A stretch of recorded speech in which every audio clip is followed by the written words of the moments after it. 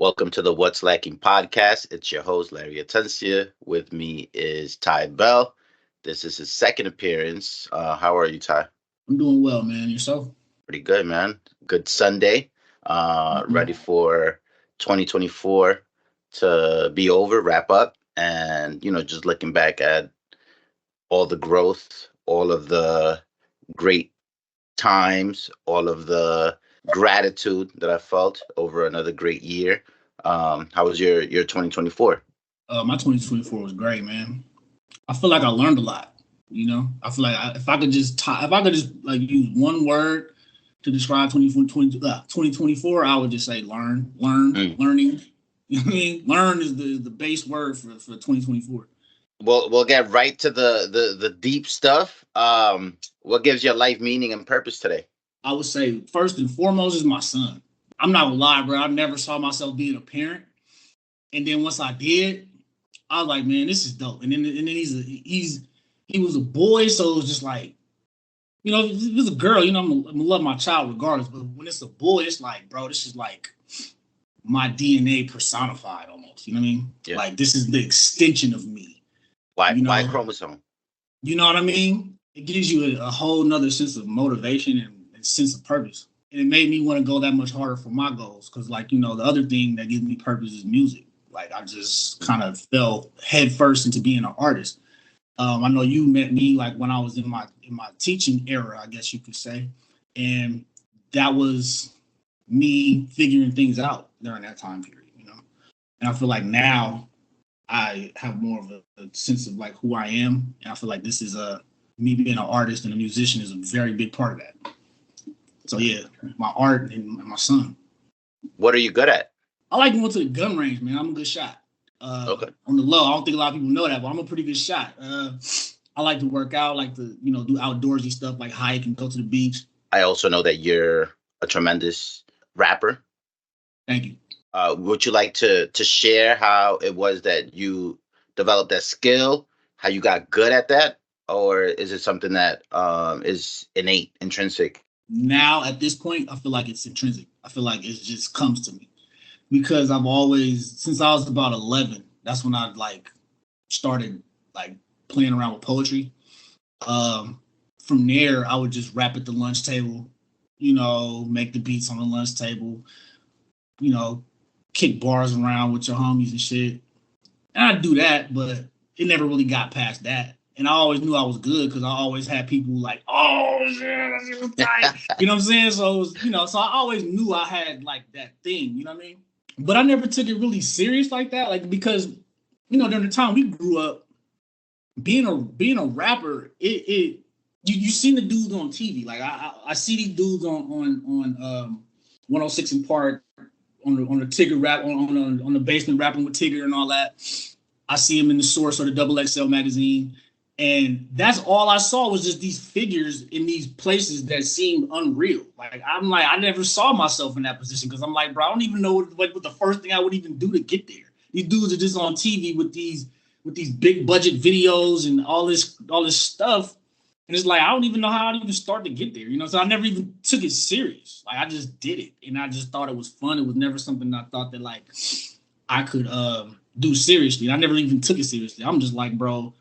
By the time I got about 15, I was just like, bro, I want to find a good job where I can make some money and dress fly. That's the only thing I really wanted. You know what I'm saying? Like, just give me, to have a car, my own place, dress fly, and be able to, just do my thing. That's like that was like my goal from like Regular guy. 15. Yeah, you just be a regular, just be able to maintain, you know what I'm saying? And be able to have a little more to be able to do like the extras that I like to do, pursue hobbies and travel and stuff, right? Mhm. And that was it until I got into like my fourth or fifth year teaching. Cause I taught for 6 years. I got to about my fourth or fifth year teaching, and I swear, like one day, it just like a switch went off, and I was like, I got to do this music thing serious, bro. Like, there's a certain lifestyle that I want to live, and even though teaching is cool, like I'm giving back to my community, I'm being appreciated for it. Kids love me.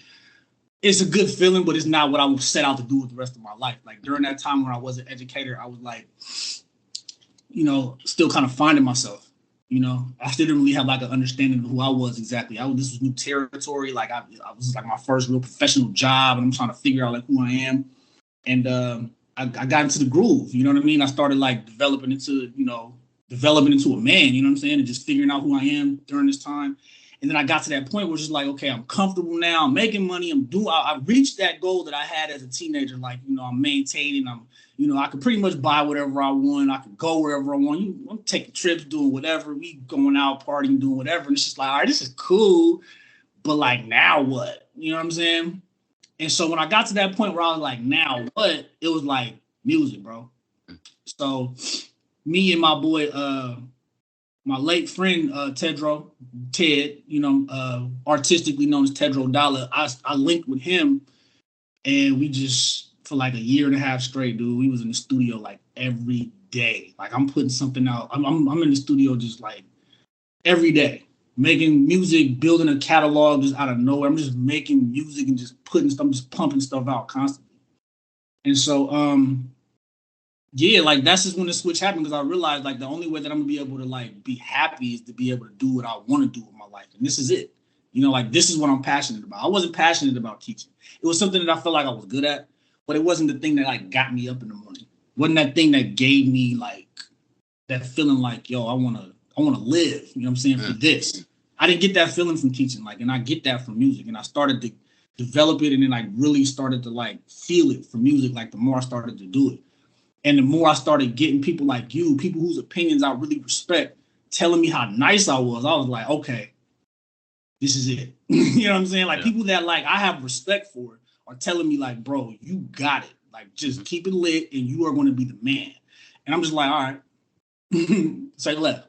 And so just accumulation of all of those things just kind of just, made that, just made me like lock in and just have this laser focus on it. Cause like this is the first time in my life that I've actually like really been passionate about something.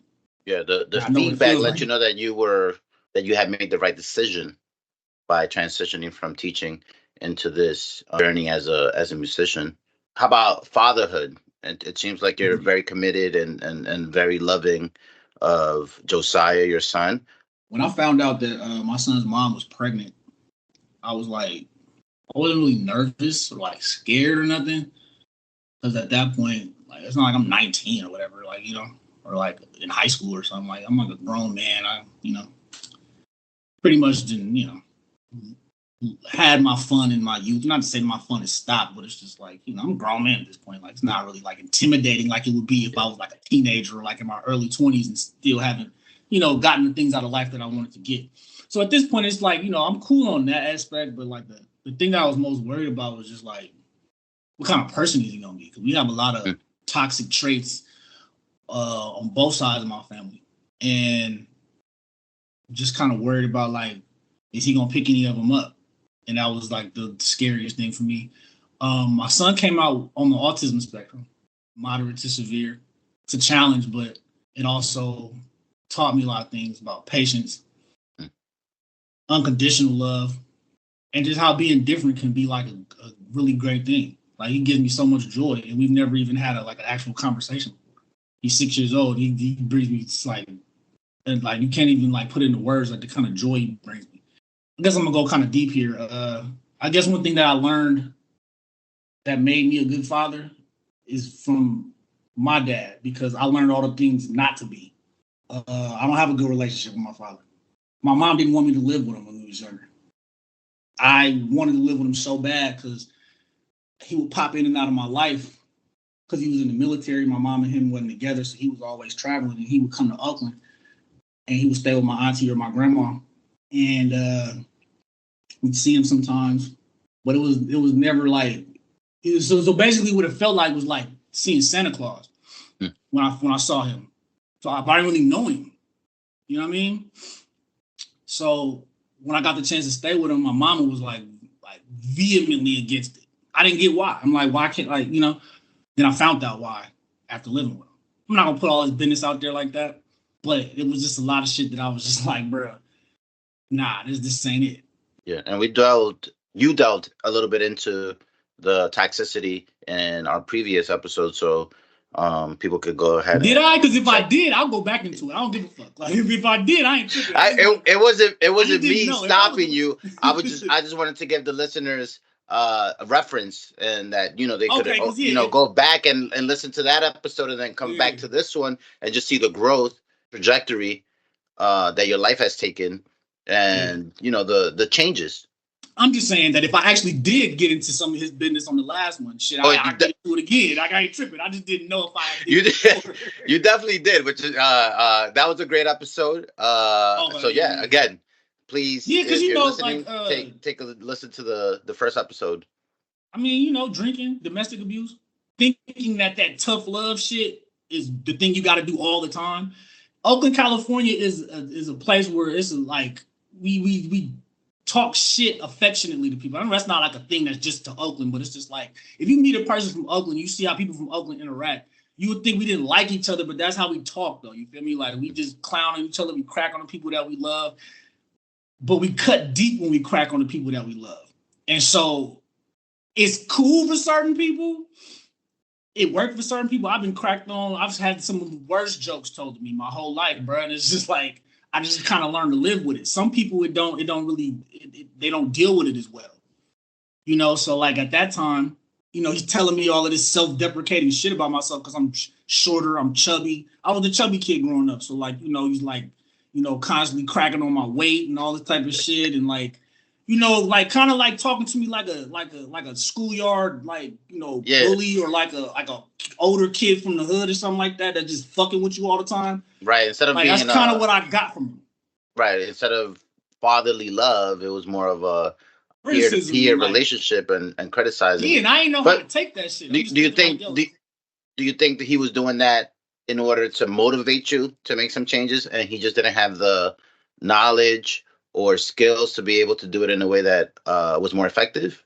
Yeah, absolutely. He an old school dude from Oakland, and he spent his whole adult life in the military. I wasn't mad at him once I got to that point and realized that, and I get it. I Yeah, mean, it's, like I said, my family members is like that. You feel me? Like everybody, like people that I grew up around this, but at the time, hearing it from him and having to deal with that, and it yeah, on top of the weight, it's also just like other things about like my personality and all these type of things where I'm growing up and I'm trying to like find who I am, but then I'm also like not necessarily knowing how I should be because he's telling me these things that I don't really know how to process. You know what I'm yeah. saying? So it's confusing already to be a kid, but then to also have like this dude that's like a bad example, raising you somewhere. Like not to say like I grew up in a crack house or something like that. He get provided a good home, but it's like what was going on in the home was kind of Yeah, like, what I'm saying? Like it wasn't cool. Like, what I'm yeah. saying? So it's just You yeah. went in expecting Santa Claus, and what you got was bad Santa. And what I got was the real person. Yeah, that's true. Exactly. I got the dude in the Wrangler, the big and tall Wrangler jeans and the fucking hiking boots and the t-shirt with the stain on it that's playing Santa Claus. That's who I got. You know what I'm saying? So like, and I needed that though. I needed that. And it's like, I found myself in my adulthood carrying on some of those negative traits and some of the things that I would do. Like I found myself talking to some of my students like how he would talk to me, and I had to catch myself. I'm like, Mm-hmm. oh, I can't be doing that. Holding things over their head that I did for you, and I'll take it away if you don't do what I say, type shit. I'm like, fuck, bro, I sound like him. You know what I'm saying? So I had to catch myself in certain moments where I'm like doing some of the shit that I, grew up seeing him do to me, and I'm just like, And then when it came to like the domestic abuse shit, it was just like, bro, it made me not even really want to be in a relationship because it made me think like, bro, if a woman can make you feel like this, I don't want to be with nobody this long. It seemed like y'all don't even like each other. Y'all be cool. Y'all are cool. I see y'all, when y'all are cool, but then it's just like the very next second, it could be like a split, like a switch go off, and like y'all arguing like cats and dogs. The emotional volatility can't be healthy, right? If you're trying to find stability, and find yourself just constantly being on the edge because you don't know what could happen next, I think would probably be traumatizing and not conducive to developing as a child. Especially, I think you were in Seventh Middle grade. school, high school, Yeah, high middle school. Yeah. school. So you're going through that liminal transitional phase where you're going from child into adulthood, Yeah, and trying to look for role models and someone to guide you into what it means to be a man. And maybe he wasn't providing that, and maybe it was too much for him. exactly. And he's getting me like as a person that's like basically he's getting me as a preteen. You know what I'm Mm, saying? Like he's never lived with me before. He's pretty much never raised me. yeah. I was pretty much raised already. You feel what I'm saying? And then it's like now I'm with this dude, and his wife.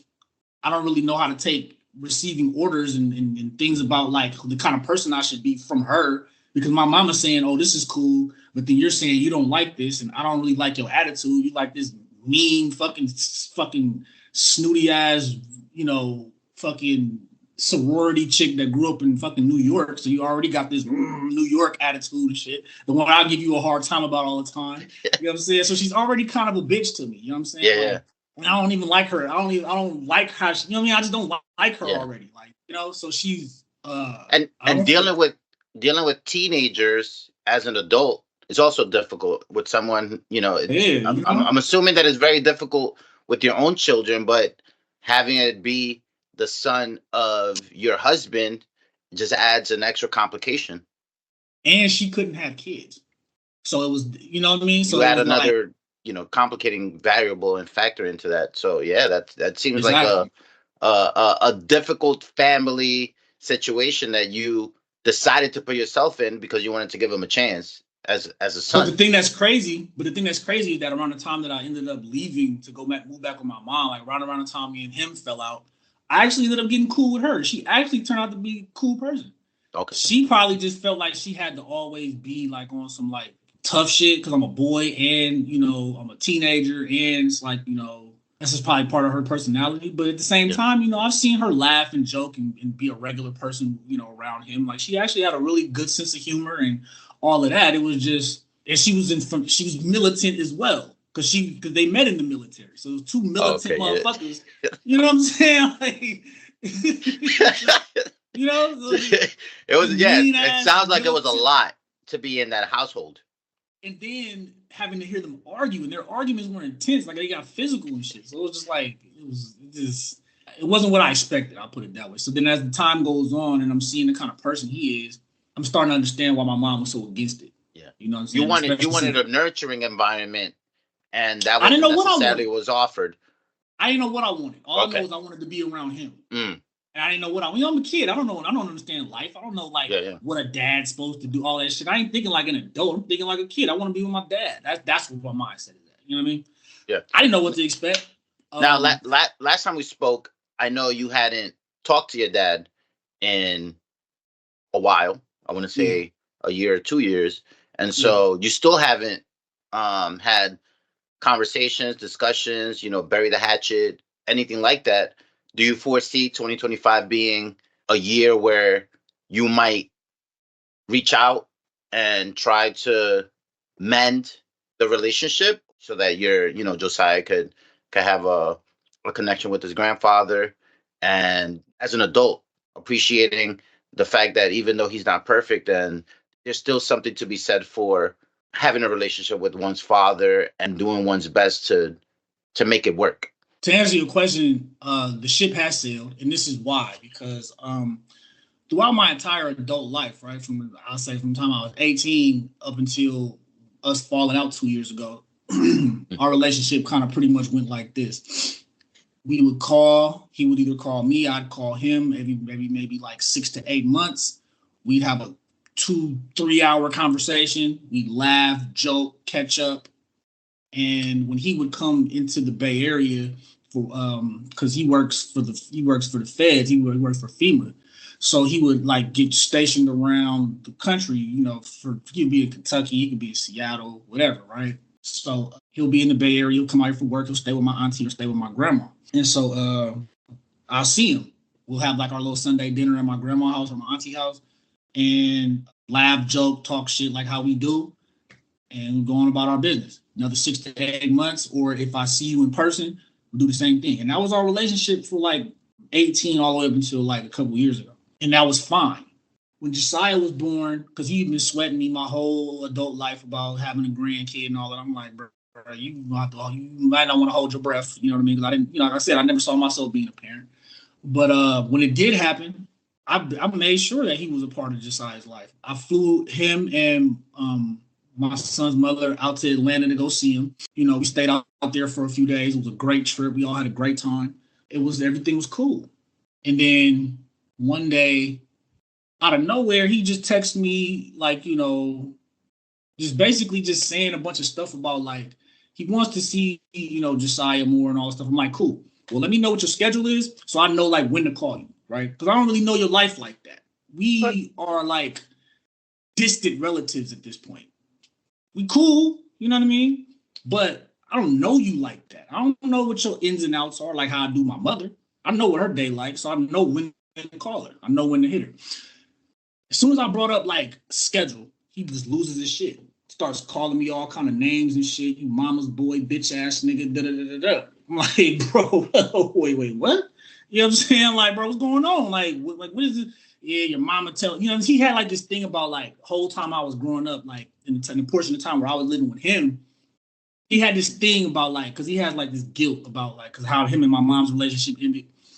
And he had like this guilt. So every time I would come back from visiting the Bay and I'd come stay and I'd be, he'd pick me up from the airport. First thing he asked him is like, oh, did your mom say anything about me and all this? Every time, So like he's always had it in his mind that like, my mom is like poisoning me against her. Mind you, she let me go live with him. I go to his sister house, my auntie. I go see her all the time. How did she poison me against y'all? You know what I'm saying? He just, So he just starts getting at me like crazy, disrespecting me, all kind of shit. And I'm just like, bro, like, what is this about? Because now you're starting to get into all this other stuff. It ain't even about you seeing Josiah no more. You tripping off me. Because what his main gripe was like, oh, I got to have a schedule to talk about grandson. I'm like, yes, nigga, because we're adults. You know what I'm saying? Like, I know when to hit my mama. I know, you know what I'm saying? I know when to call certain people. I'm not going to call certain people at a certain time of day. I know, you know what I mean? Like, regular shit. Like, why are you giving me a hard time? And you live in a whole nother state. A whole other side of the country, bro.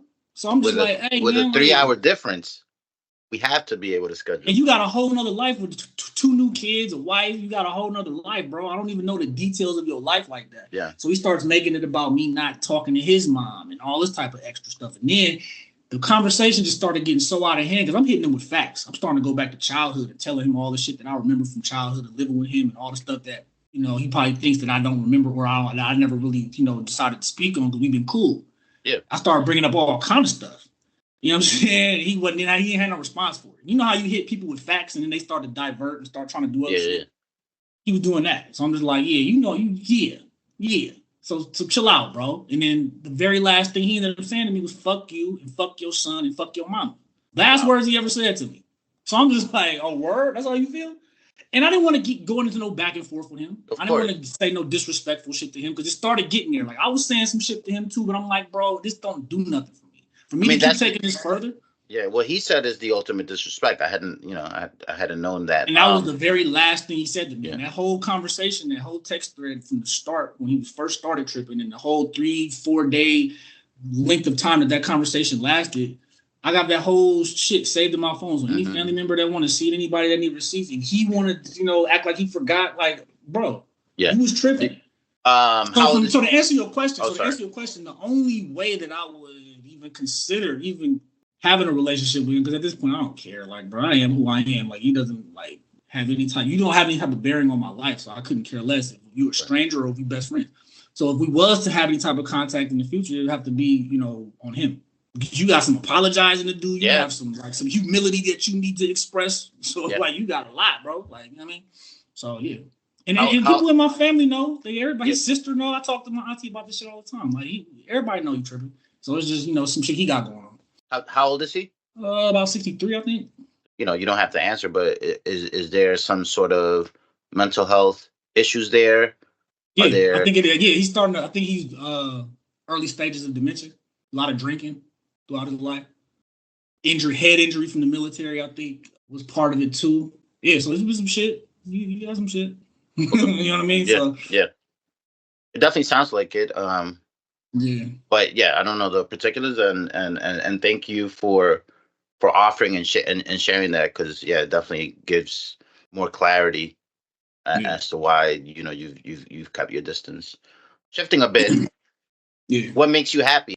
My son, Southern California, just in general. I've always wanted to live here since I was like 18, and I finally got the chance to through like this crazy happenstance of me like meeting this woman that's from Southern California in Vegas. Somehow I end up with my life that I wanted in Southern California.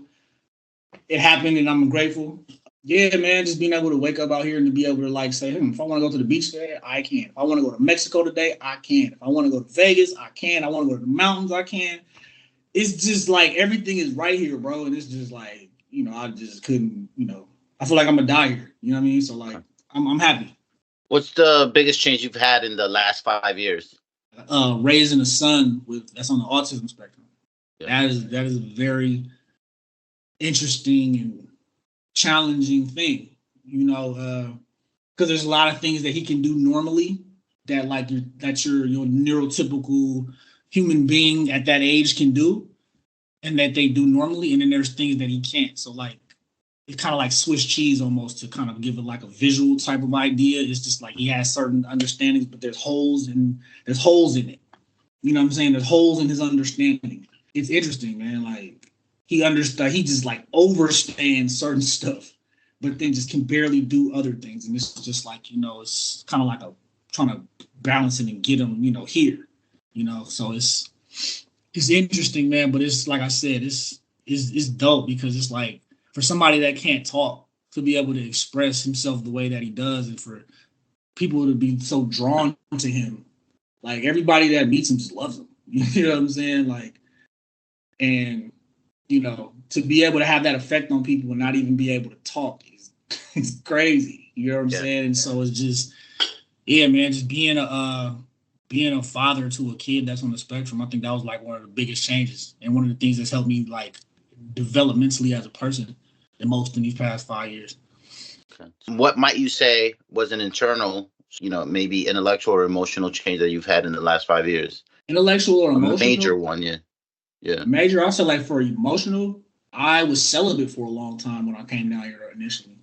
Like when I moved back down here in 2021, I was celibate for like a year and a half. And for me, that's crazy. You know what I'm saying? So like, but that shit, it was helpful, because it was like, it gave me the opportunity to like really get an understanding of like, what do I even want from women at this point in my life? Do I want to be in a relationship? Do I want to cohabitate with a woman? Do I want this? Do I want this? Do I not want this? Do I not want that? Gave me the opportunity to really kick back and figure some things out about myself when it comes to that. So it was definitely helpful. It was needed. And just like trusting my gut and trusting my instincts. What is a challenge you've overcome that has shaped who you are today? I don't know, man. I've never had like cancer. I've never had a limb amputated. I've never had to like do some things that I feel like certain people really are like dealing with and have to deal with every day. So I had a hard time with like thinking of like something that was hard to overcome, because I feel like I've been overcoming stuff my whole life, like not having enough money to do this, or not like, feeling like I have support that I need for this, or. But I appreciate that perspective, because you're looking at it like I haven't really had difficult challenges to overcome. And like, what is really difficult exactly, at the end of the day once you've gotten perspective? Yeah. You know what I mean? Once you've gotten perspective, that. Yeah. Once because I've dealt with people that have cancer. Like I've dated a woman that had cancer. I got family members that got cancer, so I've seen it from different aspects. Being in a romantic relationship with somebody that's dealt with cancer, and like having a family member that's had it, it's just like you understand the struggles of people. Like it's like this. It's like, bro, I can't even like. I mean, right now I have arthritis in my wrist. I can barely get in the push-up position. That's hard as fuck, but I can still get up and work out every day. It hasn't like completely just cut me off from being able to better myself. So I just go through it. It's like, my son, he's a challenge, but it's just like, I don't even sit up dwelling on this shit to even look at it as a negative. Because like I said, I've just gained perspective throughout my life, and I've seen that like there's so many people that got it so much worse, bro. And I've just been like, fortunate to not have so many bad things happen to me, because shit has happened, bro. If I had to really sit down and think about our house burning down when we was a kid,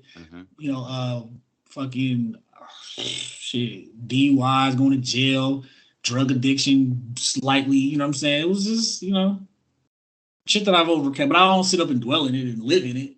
What advice would you give to your 20-year-old self? Focus on your fitness and your health instead of trying to like uh dive into the party scene and the drug scene and all of that shit, like trying to like have a good time to try to like get through this time that you're going through. Like do that, go the healthy route. I should have been doing what I'm doing right now at 20. Mm. You feel me? Like, and I feel like certain things would have been better. I'm not saying I have any regrets. I actually, glad that I went through the things that I went through to get to where I'm at now. Because the things that I went through are things that a lot of people struggle with, and I want to, and if somebody watching this can gain some type of perspective from this, like that's great, or just from what I've been through, I can give my perspective to my son, when he becomes a young adult, and he maybe hits a rough patch or whatever. Like I feel like, so yeah, I don't regret anything, because it's giving me perspective. I think that advice could also apply to the vast majority of Americans today, right? Like if you're 20 years old, focus on your health, focus on your diet and nutrition, focus on getting good sleep, focus on emotional health, mental health, and get into good habits so that by the time you're 40 years old, you just are in a place where you're looking forward to being 100 years old, healthy of body and mind, and being Right. able to be there for your kids and grandkids in a way that is productive, constructive, and also helpful.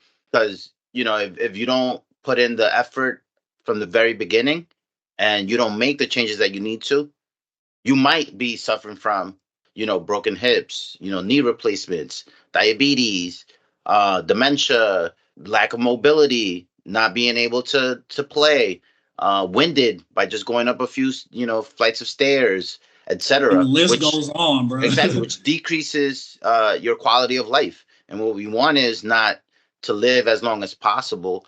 What you want is a long quality of life. We want to have not just a longer lifespan, but a health span. I want to be 100 years old, but not at a decrepit level from 90 Right. to 100, where I'm relying on medical interventions and medicine to be able to stay alive, barely. Right. I want to be able to be 90 and fit and mobile and mentally It's sharp. possible, man. I've seen Exactly. people that are like senior citizens that are really good shape, man. I just met a lady And, that was 63 years old, man, like a personal trainer, man, like in and, better and, shape than her 20-some-year-old daughter, man. and So she probably started when she was young. So I think it's great advice.